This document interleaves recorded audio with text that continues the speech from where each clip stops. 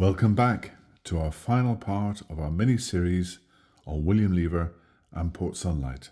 At the end of the road is Bridge Cottage, designed by William Owen. The facing material is made of limestone fragments, not flint, half-timbered, detailed timber work and leaded windows. While he was renovating his manor at Thornton Hough, approximately 4-5 miles away, Lever would stay here. The cottage has been used in the film Chariots of Fire. Next door to Bridge Cottage is the fictional home of Polly Gray, the matriarch of the Shelby family in the hit BBC series Peaky Blinders. Yes, in the series, Port Sunlight becomes the suburbs of Birmingham. The garden area and the entrance to the Lyceum is used in the attempted murder of the nasty Father Hughes.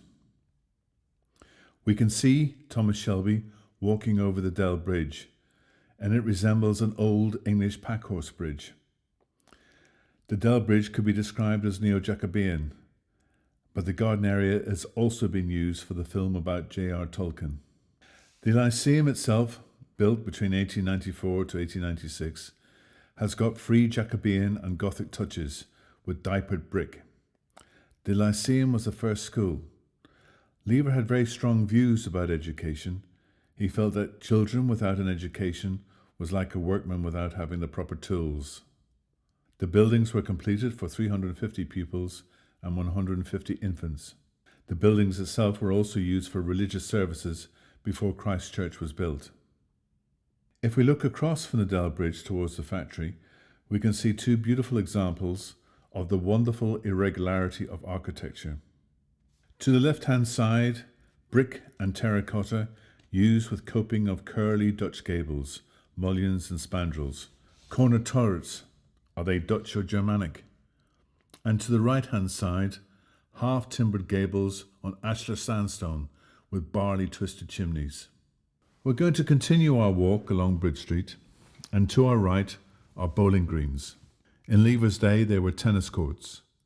We can see running parallel as Cross Street, and it has purpose-made bricks and ornamental terracotta, cross-bricking and French-style Gothic dormer windows.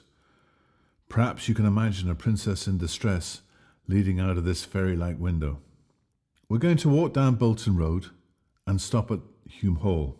It's neo-Jacobean of brick and stone, and in 1901 it was the Women's Dining Hall. The Women's Dining Hall menu in 1909 could seat 1,500 at any one time. A dinner was 2 old pennies, consisting of meat, potatoes and veg. Pudding was a penny, and soup and bread a penny as well. There was a difference between the men's and women's menu. For the men, the soup option was replaced by meat, broth and bread, and the sweet pudding for women was tart, and it replaced the rice pudding for men. Hume Hall was also where King George and Queen Mary visited to electronically lay the foundation stone of the Lady Lever and Art Gallery. It was a centre for Dutch and Belgian refugees in World War I and the American Army in World War II. And a young man called Richard Starkey, i.e. Ringo, made his debut for the Beatles here. If we leave Hume Hall and travel towards the garden centre, we can stop and take some time out at the Hillsborough Memorial, dedicated to the Liverpool fans who lost their lives on that so tragic day on the 15th of April 1989. We are now going to look at the garden centre's car park. Why, you may think?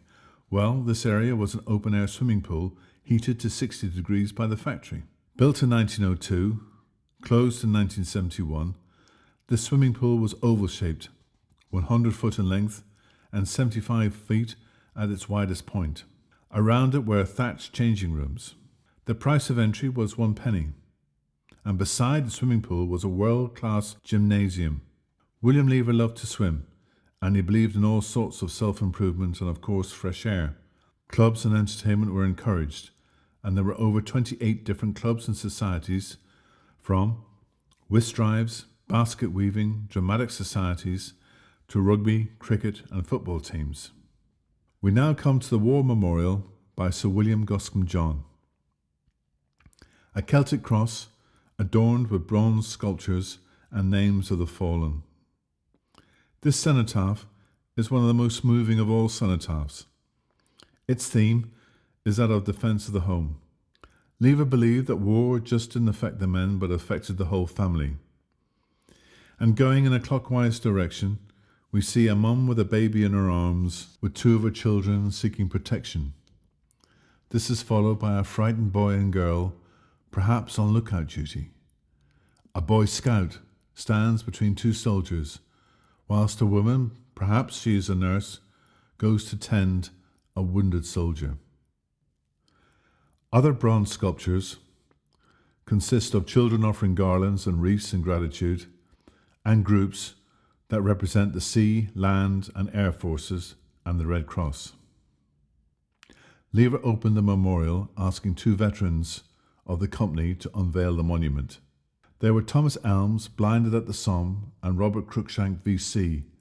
We walk down now what is called the Diamond, and running beside it are two roads called King George's Drive and Queen Mary's Drive.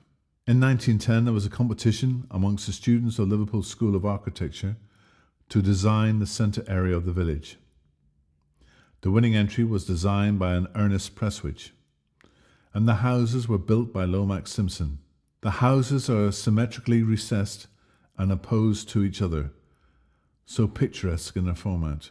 The fountain at the end is called Sea Piece and was sculptured by Sir Charles Wheeler.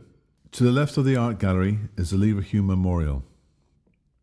The designer was Lomax Simpson and the sculptor Sir William Reid Dick. An obelisk of polished granite with a statue of inspiration at the top. At the bottom are four figures representing art, industry, education and charity. The Lady Lever Art Gallery, a neoclassical building in the middle of an English vernacular village, is quite a contrast. The building itself has four entrances, all fluted Greek iconic columns. It has a facade of Portland stone with an interior of reinforced concrete. The Lady Lever Art Gallery is dedicated to William Lever's wife Elizabeth. She died in 1913 and left in Bereford. The foundation stone was laid by the then King George V and Queen Mary and was opened by Princess Beatrice in 1922. The gallery is a hidden gem and hosts much of Lever's eclectic collection, the collection of a man of eclectic tastes. It is a must-do to explore and enjoy. To summarise, the village is the creation of one man and 30-plus architects. A man influenced by his father's grocery business, Samuel Smiles, and the love of his life, his wife Elizabeth. A man who is determined to see a better life, living conditions and amenities for his workforce. However, this had to be done on his terms. He knew best. There were conditions to living in this semi-rural idyllic location. However, we mustn't judge too harshly by our standards of the 21st century. I would ask people to look through the eyes of the Victorian Edwardian and suggest that life was good for the sunlighters of their day. This was a tour about William Lever and the village of Port Sunlight. Thank you for listening, and for more virtual tours, please check out my website, johnstours.co.uk. Thank you.